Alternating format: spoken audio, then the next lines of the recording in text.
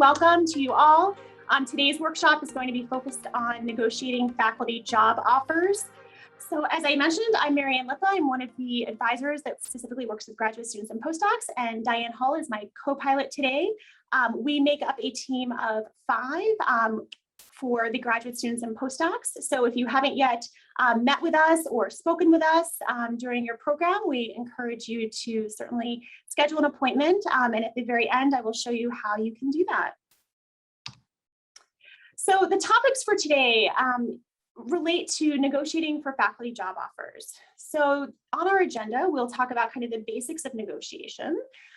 What are the different components and aspects of a job offer? What can you negotiate for? We're going to talk about how do you conduct research on your negotiating process. What are some best practices? How do you negotiate well? So the do's and don'ts of negotiating. And then lastly, we will also cover the different scenarios that may arise when you're negotiating and some additional resources as well. So just to kind of give some basic framework for the negotiating process, you might be wondering, well, why is it beneficial to negotiate? Why should you do this? And so just to keep in mind, there are a few things that I think really kind of serve as the foundation for why you might want to negotiate. And that is that your future pay, your annual pay raises that take place, will depend on your current base salary. So it's really kind of to your benefit to make sure that you have a good base salary of which you can then kind of build upon with your annual pay raises that move along. The retirement benefits are another aspect that are tied and dependent on your base salary. So that's another area that I think is important to keep in mind as to why it's beneficial to negotiate. In terms of tenure success, you want to make sure that you are negotiating so that it's the best environment possible for you to set yourself up to achieve that tenure. And lastly, thinking about, well, what are some of the things that might go into creating an ideal environment for your tenure success? And that is, perhaps asking for more time and resources as it relates to research, your writing, and or teaching.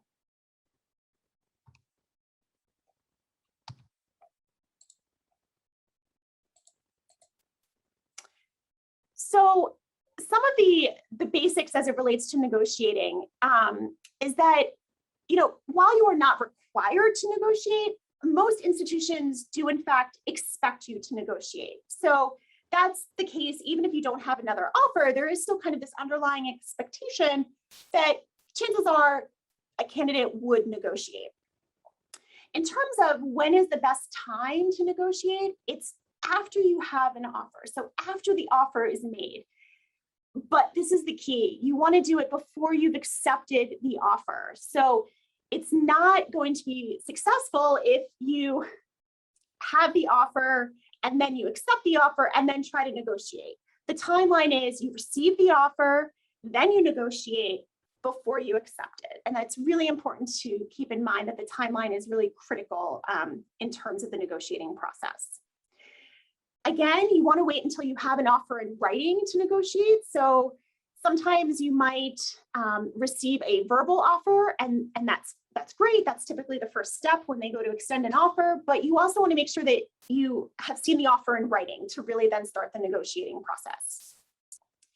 You also, as part of this framework and basic understanding of negotiating is that you want to understand, well, what are the aspects that are associated with the institution, right? So keeping in mind what the mission is of the college or university, what are the resources, what are the culture, and what are the needs of that particular institution. I think that that's really important that, it's not a one-size-fits-all approach. It's actually understanding and tailoring your negotiating process with those areas in mind. You also want to think about how this is really kind of a win-win structure and framework. So thinking about how it's a benefit for them to have you, and that it's also a benefit for you to be part of that institution as well. So you don't want this to be kind of an adversarial tone. You want it to be very collegial, and again, thinking about kind of the mutual benefit that it brings. One of the things that I think can be really helpful is to, try to get into the mindset of the department chair or dean, thinking about kind of what are some of the areas that have been mentioned throughout the interviewing process, and you also want to think about whether you accept or decline this offer, you're still potentially a colleague, right? So whether you're a colleague at that institution or at another institution, you are still in fact a colleague. So it's important to really keep this very collegial, very professional in tone.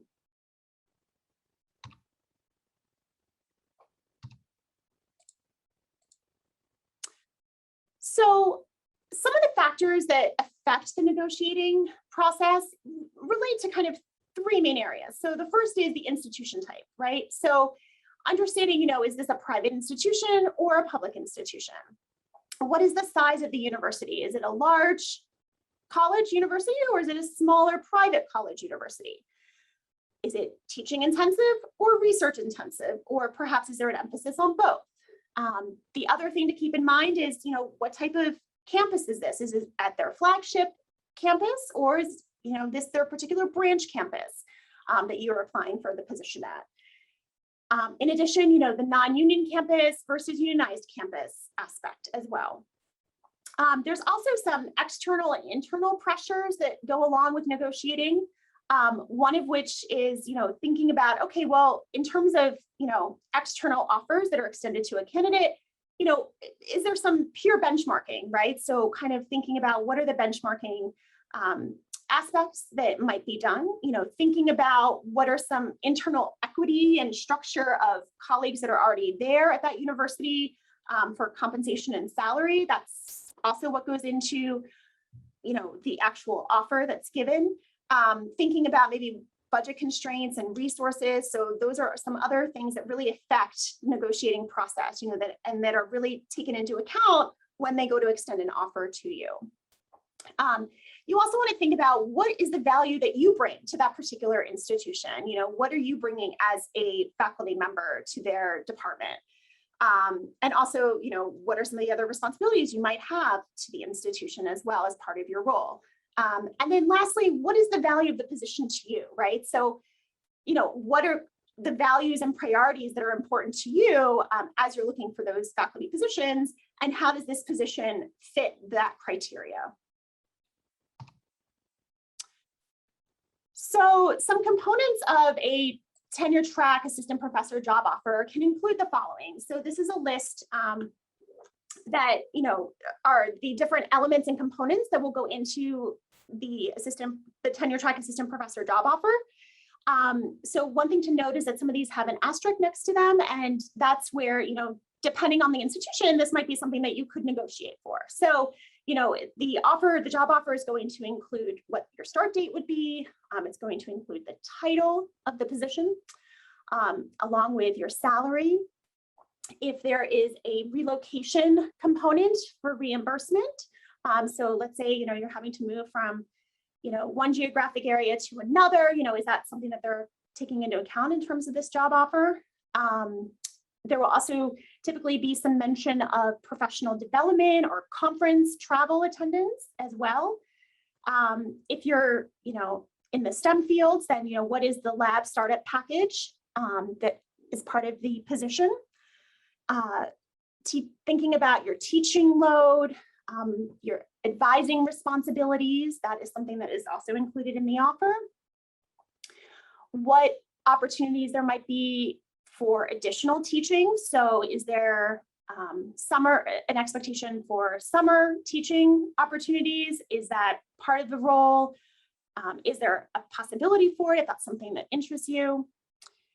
Maternity family leave might also be mentioned in the job offer as part of the different benefits that you have. So there's the health insurance, there's retirement benefits. There's also the performance aspect, the annual performance review, tenure review, salary review, intellectual property for positions that have an intellectual property component potentially, that would be mentioned in the offer. Visa assistance, so for anyone who might be needing visa assistance, that might be part of the offer as well. Thesis completion, if someone is still working on their thesis, what is the expectation for the completion of the thesis, and is there any kind of assistance given with that? Dual career issues, that may be something that's also part of the job offer. And then lastly, the decision date, the date by which you need to let the institution know whether you have accepted or declined the offer. Diane, I just want to stop for a moment. Are there any questions in the chat box or?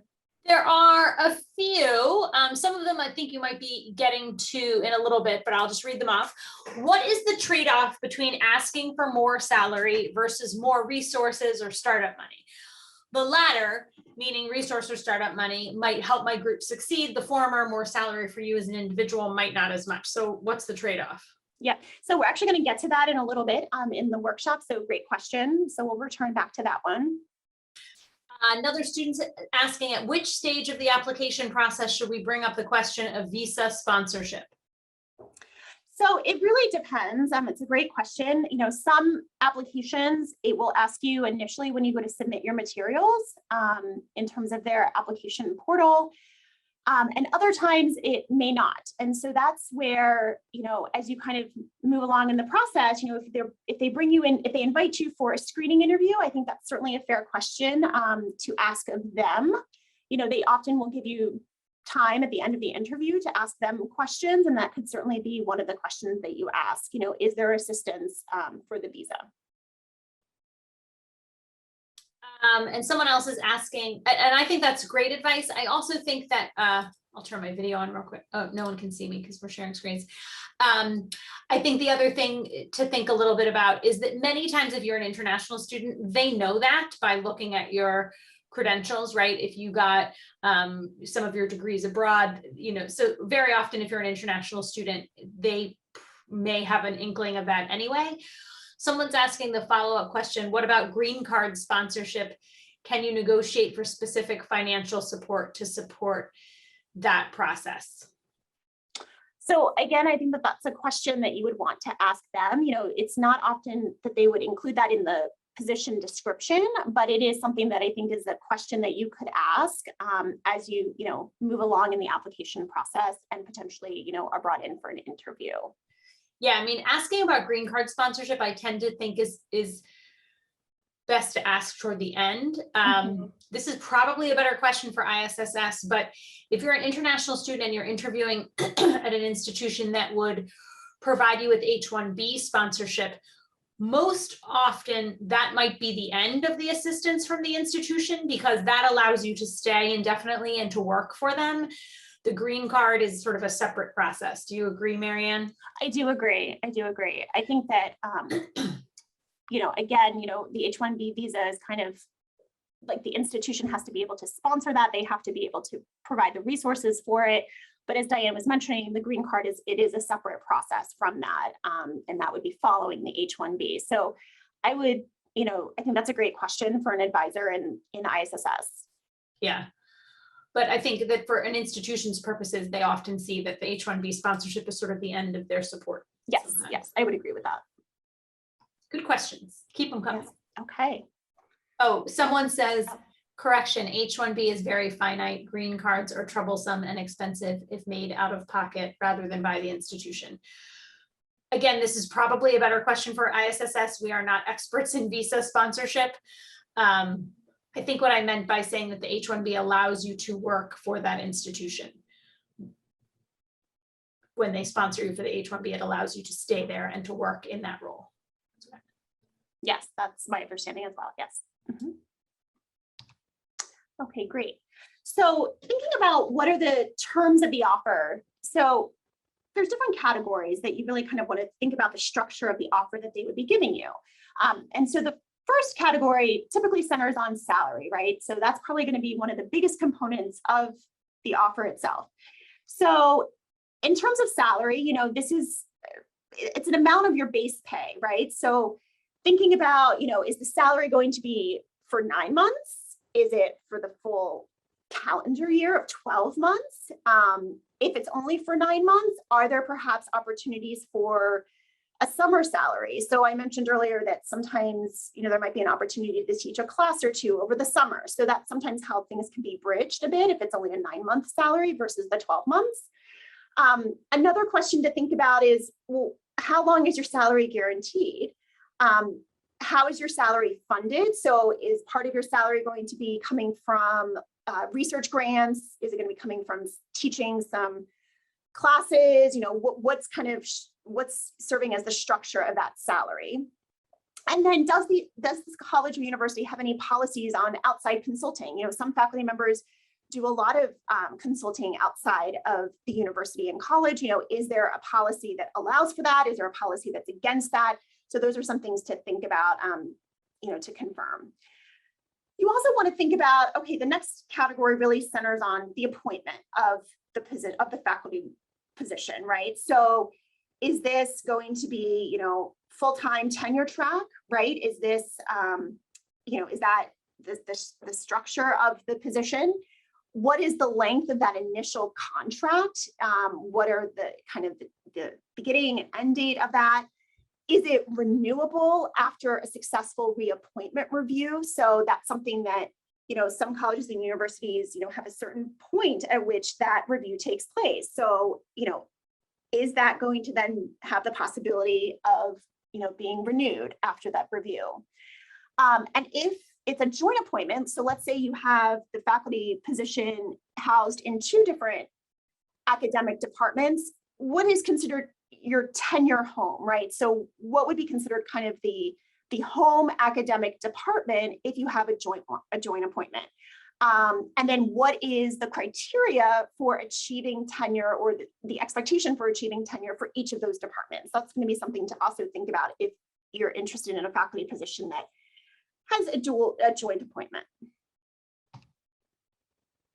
So one of the things that you're going to want to do in terms of preparing yourself best for the negotiating process is researching, conducting some research on your own and researching what your priorities are, right? So some questions to think about is, how does this particular school compare to other ones that you've interviewed with, right? So when you think about, the different colleges and universities that you've had an interview at so far, what is your initial thought? Is this kind of at the top of your list? Is it kind of in the middle of your list, more towards the bottom of your list? How does this really compare from one institution to the next?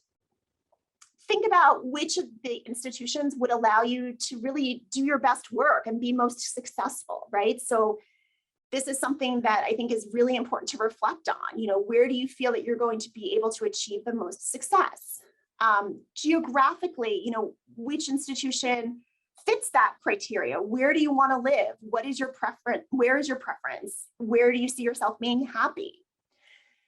Another question to consider is, what's your financial bottom line? So, thinking about different things that go into kind of that bottom line, right? Like, what are the different cost of livings for particular geographic areas, right? What are some of the other aspects that you think are important to you in terms of that financial bottom line? If you need to relocate for this position, well, you need to factor in those different kind of cost of living changes, right? And also, do they perhaps allow a relocation stipend, as part of your offer? Lastly, do you have a partner or other family member who might be affected by your decision on where you decide to accept a position? That's something that really, also needs to kind of be taken into account as you start to kind of reflect on and, prioritize which institution. In terms of the research, you also want to, consider and analyze the position and institution overall. So what are some of the things that you want to think about as it relates to the position and institution? And that would be, okay, well, what is the rank? What's the type of institution? Are they, what are their resources? Are they well-resourced? Is that a priority? Is that important for you? How large or small of a department is it, right? What is kind of your ideal size that you want to be a faculty member in? Some of the research that you can conduct is really through, information that's already available. It's already out there, right? So you can go on to that particular institution's website. You can look at, the different areas on their website, such as the mission statement, the history about that school. What are some, frequently asked questions? What are some particular areas that they are proud of, or what are some areas of significance that they highlight on that website? That's going to be a really great way to kind of help you ascertain this and determine which institution is, you know, important to you and which one really resonates for you in terms of the position. The other thing you can do is you can look at different web pages within that university's website that would have information for prospective faculty. And, you know, it might also have their faculty handbook. That can be a really great resource as well to gain some insight into that particular institution. I'm going to get to the next slide and actually show you for Penn, for example, where they have some information for prospective faculty. A lot of schools do have that as part of their website, and that can be very useful. Thinking about the department itself, so going on to the departmental website and taking a look at the faculty bios and profiles, looking at the course listings that are offered, all of that's going to, I think, be really helpful for you as you go through this process. And then finally, thinking about and researching whether there's been any recent news about that institution. So use Google, you know, see if there's been anything in the media about that particular college or university. Because that's going to be sometimes important as you conduct your research. You also want to think about how does this role contribute to the academic department or the institution overall as a whole. So thinking about how this particular faculty member position really kind of fits into not only the department and then also the institution at large. So as I mentioned, one of the web pages rather, that's really, I think, helpful on most college and universities websites is what do they have listed for prospective faculty. So this is actually a screenshot of the one here at Penn that's through the provost office.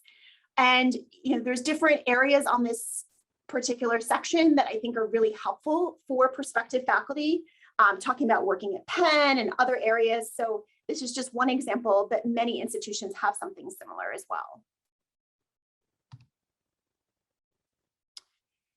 So again, we're talking about preparing for your negotiations, right? So what is some additional research that you can gather to really, help you throughout this interview process? So the negotiating process. And one of that, I think an important time to have some of this research is actually through the interviewing part. So during many of these interactions with the interviewing, you will gather a lot of this information. And I think that that's going to be important for you as you start to think about the negotiating aspect.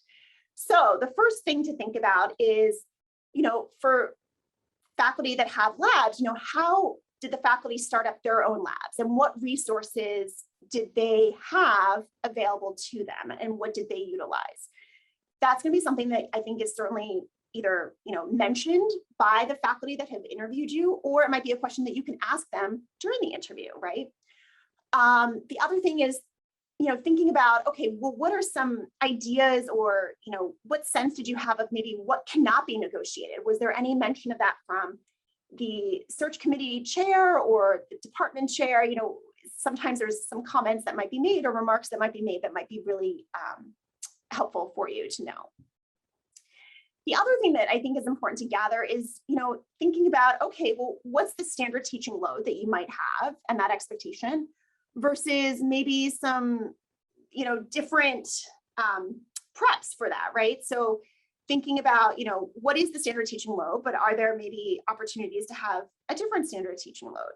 What are some of the resources for first year faculty? How do they help them kind of transition into the academy? What are some ways that they help to either onboard or just some additional resources that are available to first year faculty in that preparation to, become the faculty member moving forward? What are, some of the summer teaching opportunities, overload teaching options that might be available as well? What are the sabbaticals? When do those take place? What are the different aspects affiliated with the sabbaticals? And then lastly, and I put this in capital letters because I think this is going to be really important, ask about the tenure process and the success, right? So what perhaps might be, some of the criteria, thinking about, what's the timeline? All of that is going to be really important as well to, gather during the interviewing process. So continuing the research discussion, the other place where I think you can really gain some useful knowledge and insight is through your networks, right? So making sure that you've connected with individuals in your networks. Those people might be some mentors, they might be alumni from your program, and they might also be some colleagues as well. So, often, there are questions that you may want to ask, but these questions I've listed here might be some really useful ones to think about as you're information gathering, right? As you're conducting the research. So, the question of, does X range seem in line with what an assistant professor in this field makes at your institution, right? That I think can be really useful to just know overall, kind of benchmarking and comparatively discussing that. Whereas you're not saying directly like, oh, is this what you make, right? This is more kind of just in general. It's a broader question. What were some resources that were helpful to them when they were preparing for interviews and negotiating offers for assistant professor positions, right? So what advice do they have for you? What insight do they have? And, if you're going to have a lab, how did you assemble and negotiate your startup budget for your lab? That's another question that I think can be really helpful to ask from the individuals within your network. We also would recommend maybe connecting with postdocs or faculty that recently have been affiliated with the institution. That can be another great resource to really connect and learn more information. So before we start talking about where to find salary information, I just wanted to pause and check in. Diane, are there any questions in the chat box? No new questions, but I did a little bit of research on the H-1B, so I can go back to this question that someone was asking earlier. I think the big question that someone was asking, when should you be negotiating for specific financial support to support the the green card process? And when you get sponsored from an H-1B, that's good for 6 years, right? And so for those of you that are hoping to be interviewing and negotiating for tenure track roles, I think once you have the offer, if you are interested in asking them about what their process is for assisting with green cards, that would be probably the appropriate time to ask that, not as part of the interviewing process. It would be at the end once you already had the offer. That being said, I do think a lot of institutions might say, we're going to wait and see how tenure goes before we decide whether we want to financially help you. But at least they could give you information as to if there's a policy and what they've seen in the past. So I hope that clarifies that a little bit. Do you have anything to add to that, Marianne? No, thank you. Thanks so much for doing that research. No problem. But I don't see any other questions in there right now. So feel free to drop them in as we go along. Okay, great. So the next part of this workshop, we're going to talk about where to find some faculty salary information. Diane is going to drop those links in the chat. So just be sure to copy and paste those links because once the workshop is finished, it won't appear in the chat box. And so I do want to make sure that you have taken those websites down so that you can reference them later. So the first resource that I think is really useful is the Chronicle of Higher Education. This will list faculty salary information in a very organized way. So you can search for, full-time faculty salaries. You can also search by state. So for example, I decided to pull up Pennsylvania. You can also then, select, it'll show professors, it'll show associate professors, assistant professors, instructors, lecturers, and then unranked.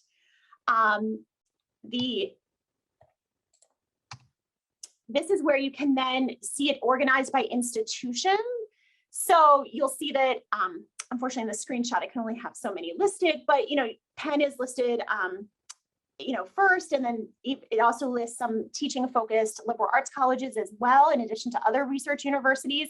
So you can do this by different states, right? So you can, also search by the academic year. This is the most current that they have up there right now. So it does go back, to 2018, 2019, but they do compile this. So eventually they will have the following year listed soon on their website.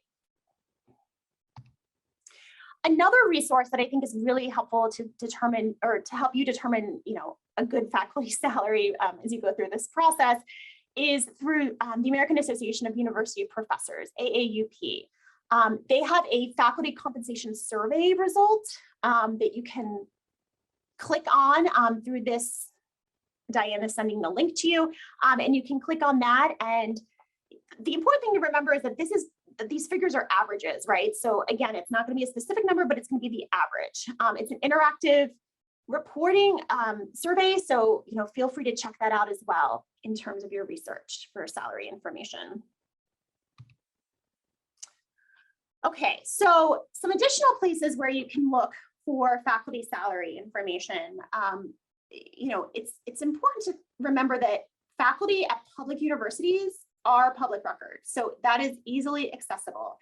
They are typically published online through either a university system or perhaps a major newspaper in that state. So for example, the University of California has it posted on their Office of the President's website. And then the Texas Tribune lists the ones for Texas. So there's different resources available online where you can find the information for public universities. Some additional salary resource information that is more general, but I think it can still be helpful and useful, would be websites such as Glassdoor, PayScale, and Salary.com.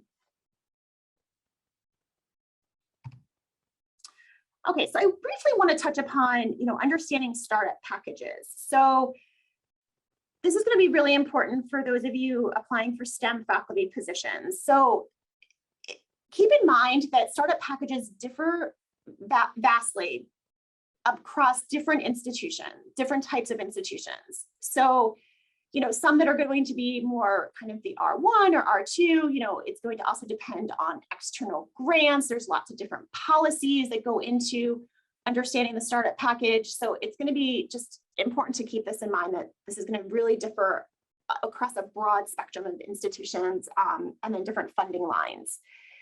So, the startup package is going to determine how long you can perform your research before you would have to secure additional grants. So that's going to be important for you to understand as it relates to that particular faculty position, right? Institutions will have a particular specific set number of years that your funding covers, but you can negotiate for what your funding would pay for. So that's where I think there is some kind of flexibility and not so much rigidity.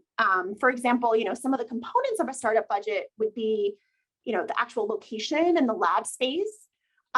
You might be able to, think about like the personnel, what are the salaries of the staff that might need to assist you? So that could include the postdocs, graduate students, any lab technicians. What are the technology requirements that you would have? That's going to be included in the startup budget. So that would include the computer equipment, laboratory equipment as well. And then research support is also going to be part of your startup budget. What resources do you need to conduct your research itself?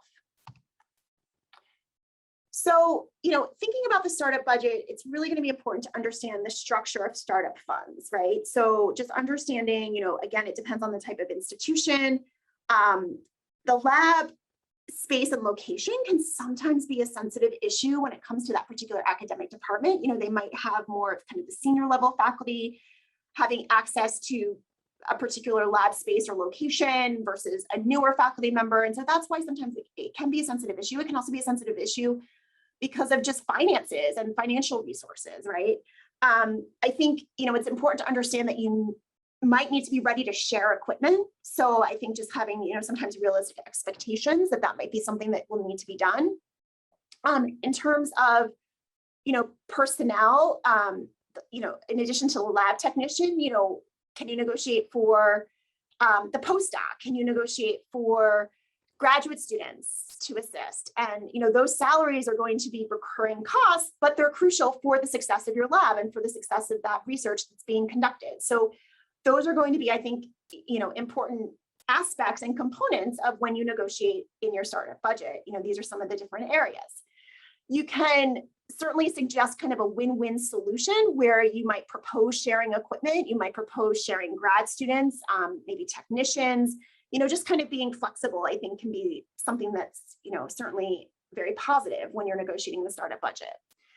I think it's really important to remember that you need to explain why your requests are necessary for your research, right? Not just say this is what I want, but you actually need to have a rationale and explain why these particular requests are necessary. You will want to create a detailed startup budget and a brief one-page summary of equipment needs. That's going to be important just so that it's organized, it's clear, and it's transparent in terms of what you are asking for. So some good resources to get a sense of what you can negotiate for in a startup budget, maybe how to compose a startup budget. We would recommend going on some of the professional association websites and journals, such as ASCB, AAS, Nature, Science, just to name a few. So moving on question, to, Marianne. Yeah, sorry. Someone asked the question, and I'm not sure we're going to be able to answer this, but any advice for those of us that have research and have a clinical practice, an MD or a certified, a registered nurse practitioner, for example, in negotiating time for clinical work?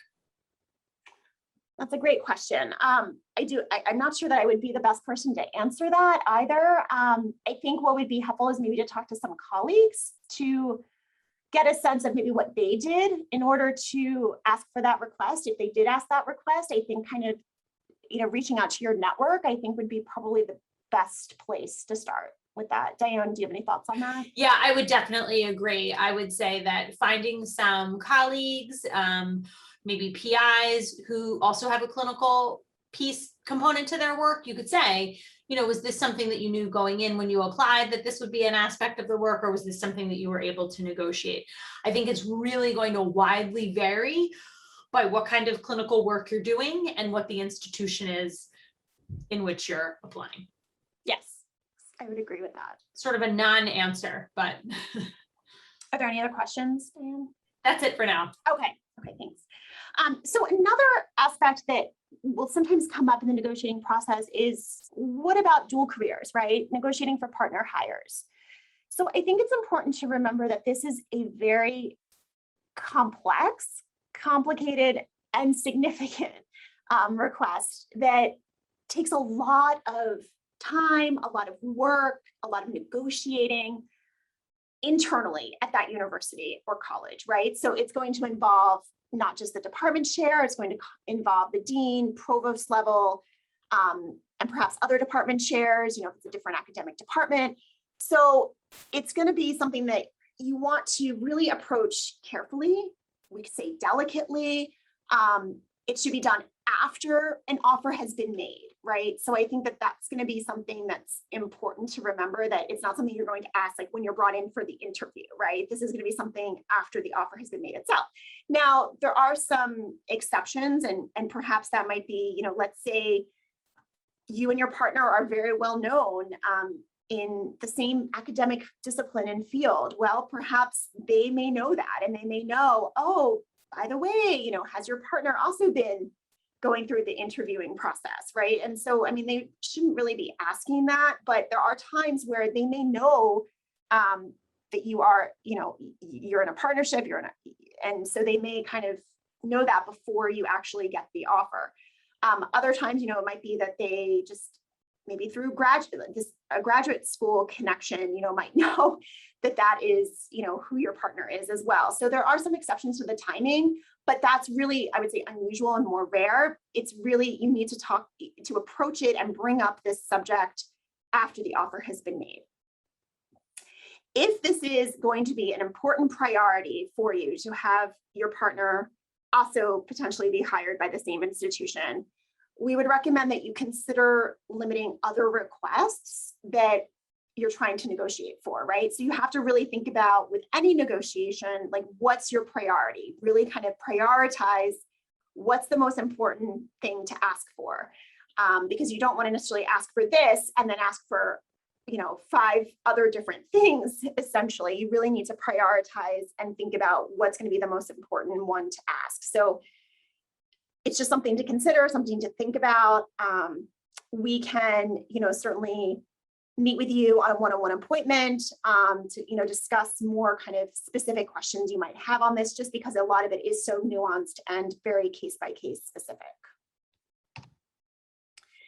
So in terms of, the time, what you can do kind of before you actually get the offer itself, think about, well, what can I do pre-offer, right? Because you you don't want to necessarily wait till you have the offer and then think about, okay, well, what are the things that I want to maybe ask for? Like, you can have your list in your mind, but you don't want to necessarily get the offer and then have only maybe a few days to really gather that. You want to have these already kind of in your mind, ready to go, so that once you have an offer extended to you, you can, really strategically do this. So one of the things that I think, causes some confusion with students as they go through the application process is that, they feel like they need to have a salary in mind right away. And, I would say most places don't necessarily require you to write in a specific salary. So if you don't have to write in a specific salary, just say, it's negotiable, right? Or you can even fill in the text with a 0 so that it's kind of understood, like you're going to be willing to negotiate for that. During the interview itself, you don't necessarily want to be kind of discussing that on the spot about your compensation or about your research lab budget until after your offer is made. So that's really the goal, right? You want to kind of delay it until the offer is made and you have an offer in hand.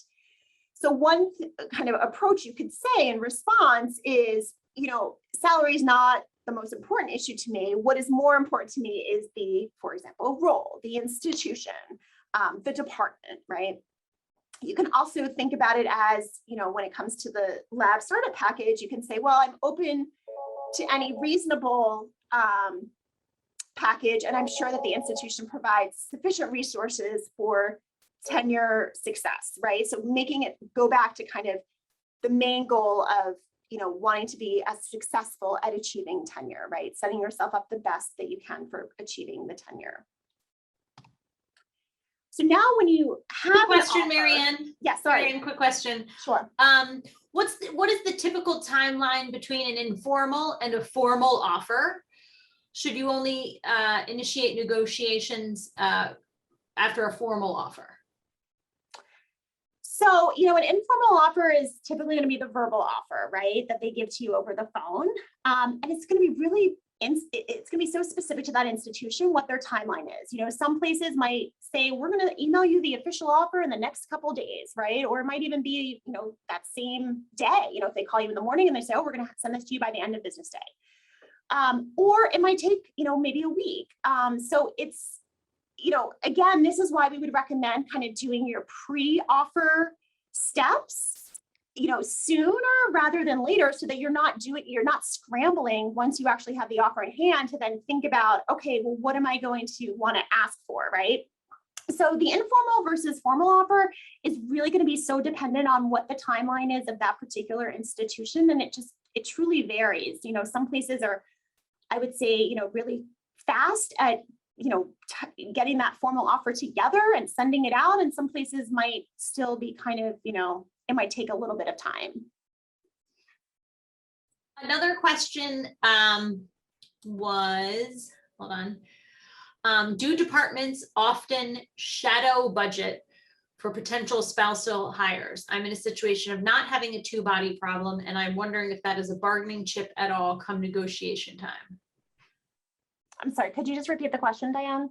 I think what they're asking is, I hope Anna, I'm summarizing well, is, would a department often have a budget for a potential spousal hire? And if you are offered a role and don't have a spouse or a partner that you're trying to assist in the process, would that be a bargaining chip? Like, oh, could they move some of the money from their spousal hire line to the new salary line? I hope I'm saying that right.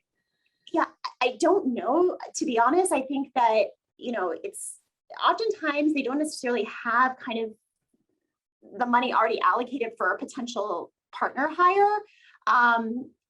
It's sometimes that they have to kind of ask for that in addition, right? It's not something that they just always have available. But that being said, each department is going to have kind of different budgetary resources and constraints. And so it's not necessarily, it's kind of like if you don't need to relocate, let's say, right? Could that, do they always have a relocation cost available to applicants? It just depends on the institution. They may or may not, but it doesn't necessarily mean that they're going to be able to then move it over to then increase something with your offer. It doesn't always, there's a lot of stuff that goes on internally. And it, you know, if some things are earmarked for certain lines, it doesn't necessarily move very smoothly, or it's not very fluid, I would say. But again, that's really going to be up to the, you know, department and the institution. Diane, do you have any thoughts on that? I mean, I'll be honest with you, I've never heard of some sort of shadow budget for a spousal hire.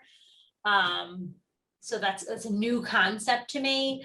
But just like Marianne gave a really great example of relocation, you know, if there was relocation in their mind, and then you don't need relocation, you're not generally in a position to say, well, could you give me the money that you would have spent on relocation on something else? So, but shadow hire budget, that's something I haven't heard of anyone doing. Yeah, I haven't Doesn't mean it doesn't happen. Mm-hmm. Any other questions, Dan? There's another question from Kate, but I think we'll sort of wait till we get to the end here. She's about gender discrepancies, so keep going. Okay. Okay, so the moment you've waited for, it's arrived, you have the offer. So just some logistical details to keep in mind. The initial offer, the offer is usually given via phone, sometimes by email, but it's usually given by phone. And typically the person that's going to contact you is either the department chair or the search committee chair, or in some cases it might be the same person. You want to make sure that this is really an offer. So you want to confirm it's an offer. And how do you confirm it's an offer? Well, a job offer has a salary attached to it. So it will actually have a salary figure associated with it. You know, until the employer actually gives you that exact figure, you can still keep looking at other opportunities, right? So until you actually have an offer in hand, you know, you might still be waiting to hear back from other institutions, and that's perfectly okay, because you don't necessarily know what's going to happen with that, even though you had a really good feeling that that might come through. Like, until you actually have the offer, you just don't know, right? There's not 100% certainty until you have the offer in hand. One thing that I think is important to remember is that, you know, sometimes they might say to you, oh, well, if we were to make you an offer, would you take it? So they're trying to get like a feeling of, you know, how strong of a commitment do you have towards that position, right? But that's not an offer. An offer has to have an actual salary attached to it. It's not a hypothetical of, well, if I were to make you an offer, would you take it? That's not an offer. So again, it's very important to really make sure that this is an offer that you have. And again, it has a salary information, and then typically we'll have other details associated with that offer.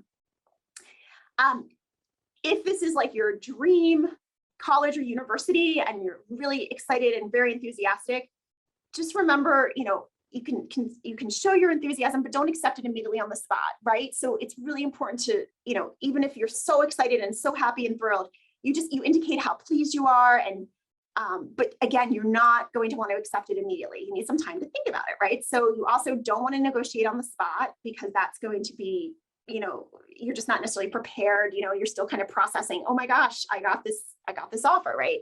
So what you can say is, you know, I'd like some time to think about this. You can say I'd like several, you know, a few days to think about this, several days.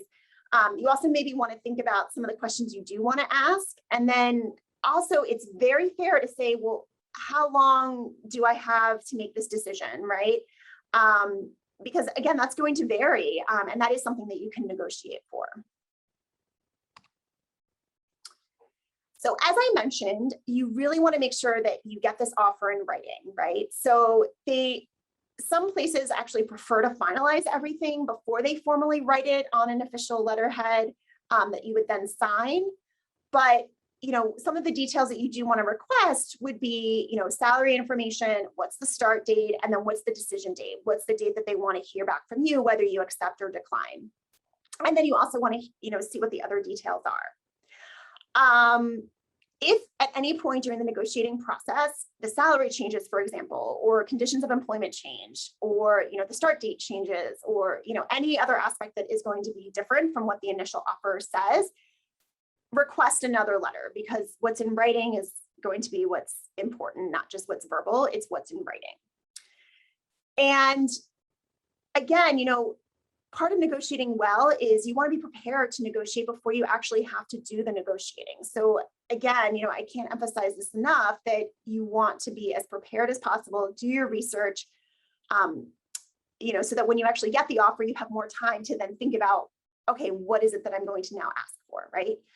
After seeing what the terms are of the offer.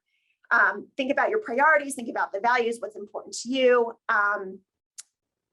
I think it's really important to also remember that some institutions won't move or they just can't move much from the original offer. So I think it's sometimes, having realistic expectations as well.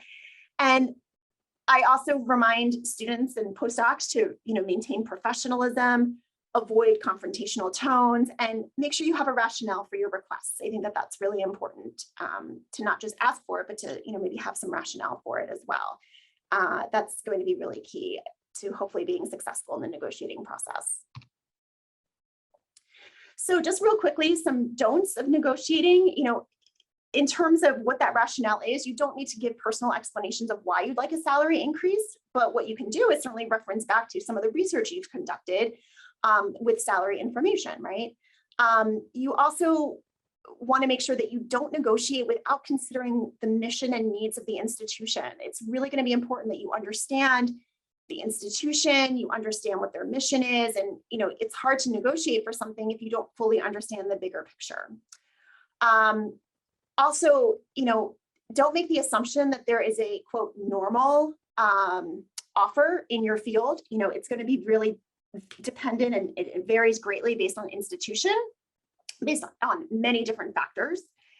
You don't want to make a list of demands.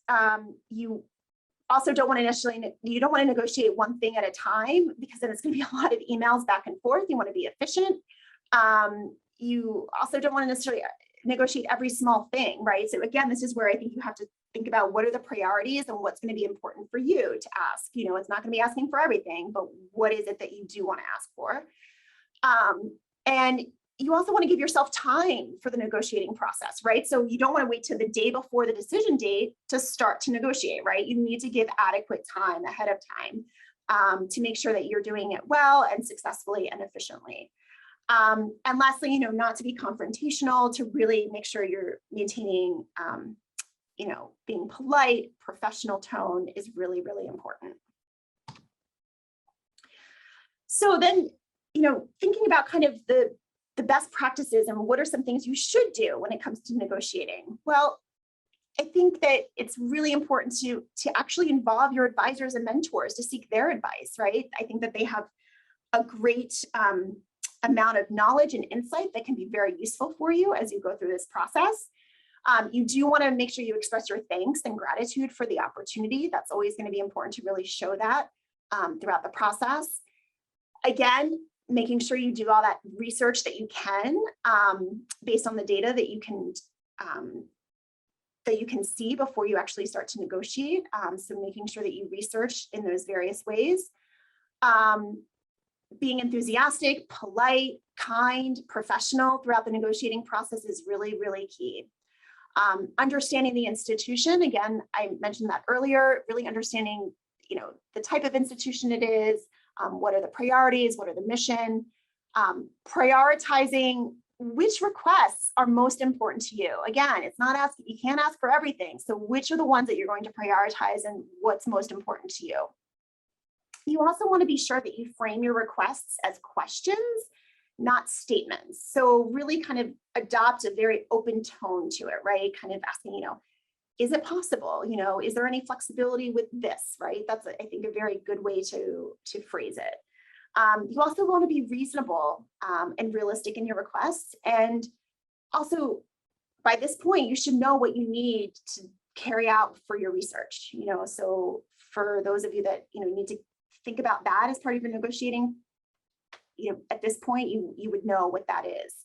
And then also think about, the bigger picture, right? It's the full package. It's not necessarily one aspect alone, but it's the bigger picture. And I think that that's really, sometimes when you start to negotiate for different things, you lose sight of the full offer, right? You lose sight of the full package. So just keep that in mind as well.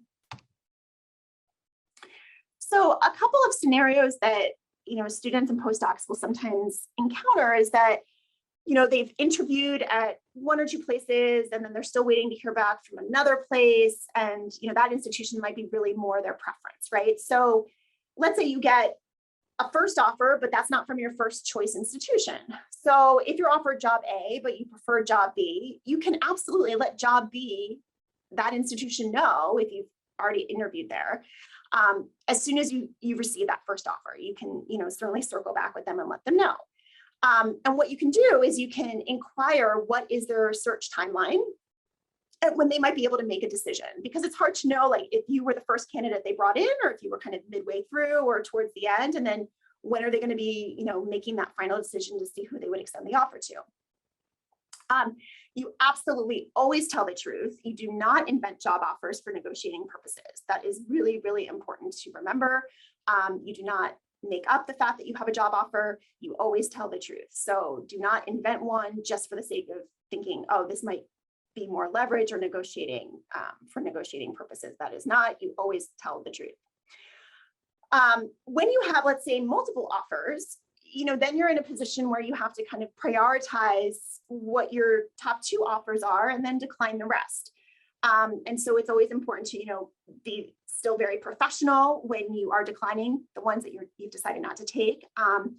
Now, you can use your offers as leverage, right? So that is sometimes a good problem to have, right? Because now, you're deciding amongst many different factors, but you could use your offers as leverage. But I think it's also important to remember that department chairs also want to know that you're serious and you're really interested about working at their institution, right? So it's a fine line of, using it as leverage, but also that they really want to know that, like, they are the ones that, you're really interested in working at. So now, in terms of wrapping up your negotiations, accepting an offer, if at any point the offer terms have changed during the negotiating process, again, get a new offer letter in writing just to make sure that all of that is correct and accurate before you actually accept the offer. If you accept it verbally over the phone, you also want to send a follow-up written confirmation as well. You want to maintain your appreciation and gratitude. So be sure to thank everyone who's helped you, right? So whether that's people from your network that you've reached out to, whether that's your advisor, your mentors, and then also, the people that interviewed you on the search committee as well. That's going to be really, I think, nice to show your appreciation. You also want to notify the other institutions who have interviewed you that you have accepted a job, so that they now know that they need to, not include you in their perhaps final discussions, or if at that point, you're waiting to hear back if you're invited for an interview, so that they know that they don't extend an interview invitation to you. You want to thank them for their interest, and then, withdraw from that search. Extremely important, when you accept a job, you're making a commitment. So you keep it, right? You don't renege on it, you keep it. For declining an offer, be very gracious, show your appreciation, thank them again for their interest in you as a potential faculty member at their institution, and thanking them for their time, because of course, going through the search process does take a great deal of time. And so the fact that they've considered you as a possible candidate, I think, you just want to show your gratitude and appreciation. So some resources that I think will be very helpful for you as you go through the negotiating process, or before you would negotiate, is, we can certainly discuss with you the questions you might have. You can practice some of your negotiating skills with us. You can also practice with a mock interview. So if you haven't yet gotten to the negotiating stage because you're still waiting to prepare for your actual campus interview, we can certainly go through some practice questions with you. We can review and critique your application materials. We can help you evaluate offer and make decisions. We can, review your thank you letters, a draft of that, and how you might need to phrase a no thank you response. We do that quite often, just to make sure that the tone is appropriate. So there's two links here that I just want to mention. Diana's going to be dropping in the chat box. So the first one is our website for career services. That is also where you will also see additional information on the negotiating process, also on interviewing as well. And then the last link here is for scheduling appointments. So for this week's prep camp, you were able to sign up for events through Handshake. You can also schedule an appointment with a career advisor in career services through Handshake as well.